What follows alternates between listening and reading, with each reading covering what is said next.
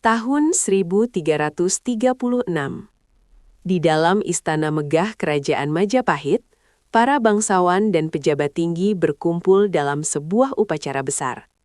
Di hadapan mereka berdiri seorang pria dengan tatapan tajam dan wajah penuh tekad. Namanya Gajah Mada. Ia bukan raja.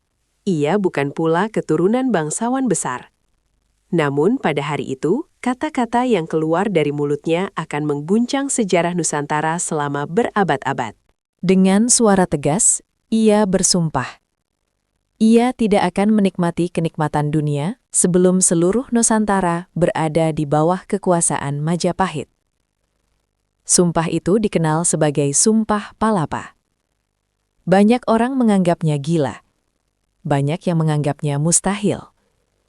Namun tidak ada yang menyadari bahwa sumpah itu akan menjadi awal dari salah satu ekspansi kekuasaan terbesar dalam sejarah Asia Tenggara. Bagaimana seorang pria dari latar belakang sederhana mampu mengguncang dunia kerajaan Nusantara? Dan apakah benar Sumpah Palapa adalah awal dari gagasan Persatuan Nusantara?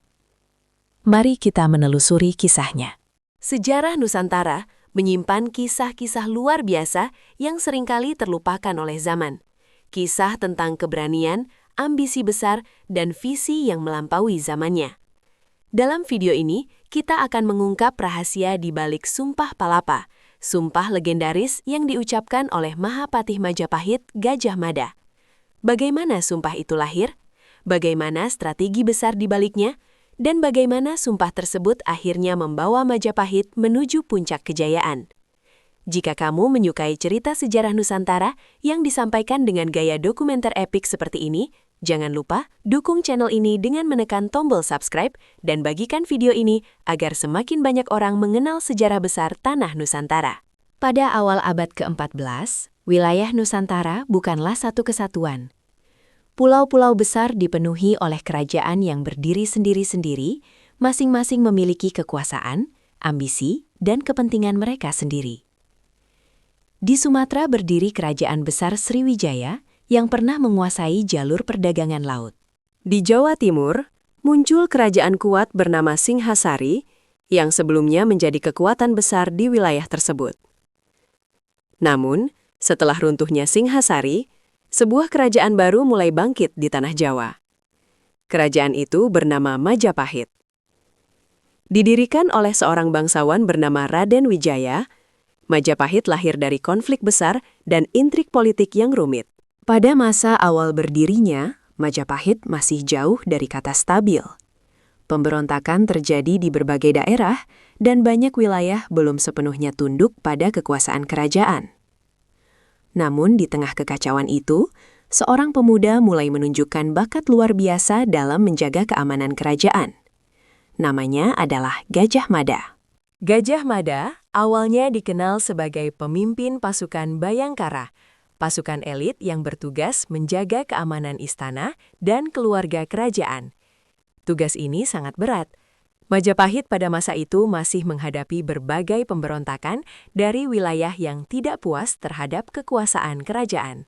Namun, Gajah Mada menunjukkan sesuatu yang berbeda. Ia bukan hanya prajurit yang kuat.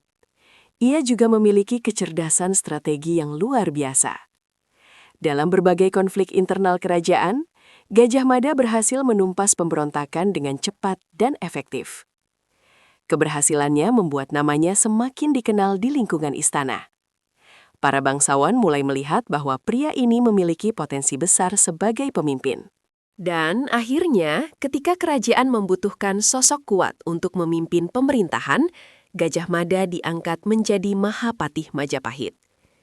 Namun, tidak ada yang menyangka bahwa pengangkatannya akan diikuti oleh sumpah yang mengubah sejarah Nusantara. Pada tahun 1336, sebuah peristiwa besar terjadi di Istana Majapahit. Di hadapan para pejabat tinggi kerajaan, Gajah Mada mengucapkan sumpah yang kemudian dikenal sebagai Sumpah Palapa. Dalam sumpah tersebut, ia menyatakan bahwa dirinya tidak akan menikmati kenikmatan hidup sebelum berhasil menaklukkan wilayah-wilayah Nusantara. Wilayah yang disebutkan dalam sumpah itu sangat luas. mulai dari Bali, Sunda, Tumasik, hingga wilayah-wilayah lain di luar Jawa. Bagi banyak orang di istana, sumpah ini terdengar seperti mimpi yang mustahil. Namun bagi Gajah Mada, ini adalah visi besar tentang masa depan Nusantara. Sebuah wilayah yang luas, namun berada di bawah satu kekuatan besar. Setelah mengucapkan Sumpah Palapa, tantangan terbesar bagi Gajah Mada bukanlah sekedar mengucapkan janji, tetapi membuktikan bahwa sumpah tersebut benar-benar dapat diwujudkan. Ia memahami bahwa Nusantara adalah wilayah yang sangat luas, terdiri dari ribuan pulau dengan kerajaan-kerajaan yang memiliki kekuatan masing-masing. Jika Majapahit ingin menjadi kekuatan terbesar di wilayah ini, maka strategi yang digunakan tidak bisa hanya mengandalkan peperangan. Gajah Mada mulai membangun kekuatan Majapahit dari berbagai sisi. Langkah pertama adalah memperkuat armada laut kerajaan. Pada masa itu, jalur perdagangan laut adalah urat nadi kekuasaan di Asia Tenggara. Kapal-kapal dagang membawa rempah-rempah, emas, kain, dan berbagai komoditas berharga yang diperdagangkan hingga ke India dan Tiongkok. Dengan menguasai jalur perdagangan ini, Majapahit bukan hanya mendapatkan kekayaan, tetapi juga pengaruh politik yang besar. Armada Laut Majapahit mulai berlayar ke berbagai wilayah Nusantara. Beberapa kerajaan memilih menjalin hubungan diplomatik dan mengakui kekuasaan Majapahit secara damai. Namun, ada pula yang menolak dan memilih bertempur.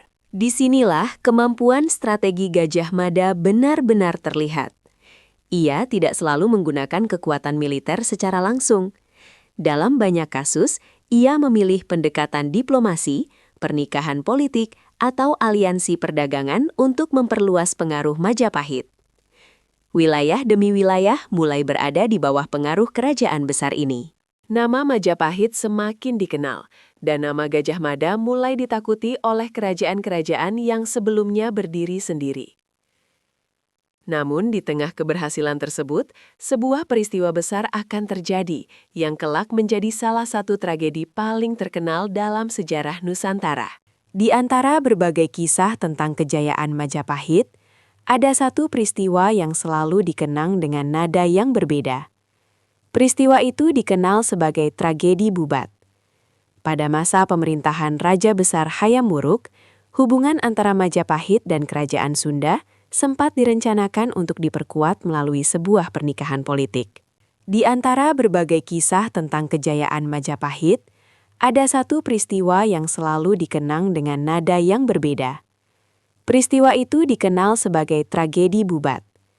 Pada masa pemerintahan Raja Besar Hayam Wuruk, hubungan antara Majapahit dan Kerajaan Sunda sempat direncanakan untuk diperkuat melalui sebuah pernikahan politik.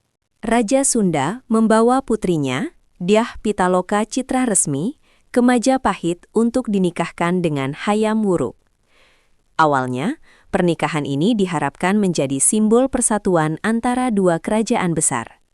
Namun, situasi berubah ketika Gajah Mada melihat peristiwa tersebut dari sudut pandang politik yang berbeda. Ia menganggap kedatangan rombongan Sunda bukan sebagai pernikahan setara antara dua kerajaan, melainkan sebagai tanda penyerahan diri kepada kekuasaan Majapahit. Kesalahpahaman ini memicu ketegangan besar. Di lapangan Bubat, pasukan Majapahit dan rombongan kerajaan Sunda akhirnya terlibat dalam konflik yang tragis. Pertempuran terjadi, dan pada akhirnya hampir seluruh rombongan Sunda gugur dalam peristiwa tersebut. Tragedi ini meninggalkan luka mendalam dalam sejarah hubungan antara dua kerajaan. Bagi sebagian orang, tragedi Bubat menjadi bukti bahwa ambisi besar seringkali membawa konsekuensi yang tidak terduga. Namun, bagi Majapahit, perjalanan menuju kejayaan tetap berlanjut. Walaupun berbagai konflik terjadi, Majapahit tetap berkembang menjadi salah satu kerajaan terbesar dalam sejarah Nusantara. Pada masa pemerintahan Hayam Wuruk, kerajaan ini mencapai puncak kejayaannya. Wilayah pengaruh Majapahit membentang luas, dari Jawa, Bali, Sumatera, Kalimantan, hingga wilayah-wilayah di timur Nusantara. Banyak kerajaan yang berada dalam jaringan kekuasaan Majapahit. Kekuatan utama Majapahit terletak pada armada laut dan jaringan perdagangan yang luas. Kapal-kapal Majapahit berlayar melintasi laut, membawa berbagai komoditas berharga seperti rempah-rempah, kayu cendana, dan hasil bumi lainnya. Pelabuhan-pelabuhan kerajaan menjadi pusat perdagangan yang ramai. Pedagang dari berbagai wilayah Asia datang untuk berdagang di wilayah Majapahit. Kemakmuran kerajaan meningkat pesat. Istana megah dibangun, seni dan budaya berkembang, dan kehidupan masyarakat mencapai tingkat kemakmuran yang tinggi. Di balik semua kejayaan ini, nama Gajah Mada tetap dikenang sebagai tokoh yang memainkan peran besar dalam membangun kekuatan Majapahit. Sumpah yang pernah ia ucapkan di istana kini mulai terlihat hasilnya. Majapahit telah menjadi kekuatan besar di Nusantara. Seiring berjalannya waktu, usia Gajah Mada semakin bertambah. Setelah bertahun-tahun mengabdikan dirinya kepada kerajaan, ia mulai menghilang dari panggung politik Majapahit. Catatan sejarah mengenai akhir kehidupannya tidak terlalu jelas.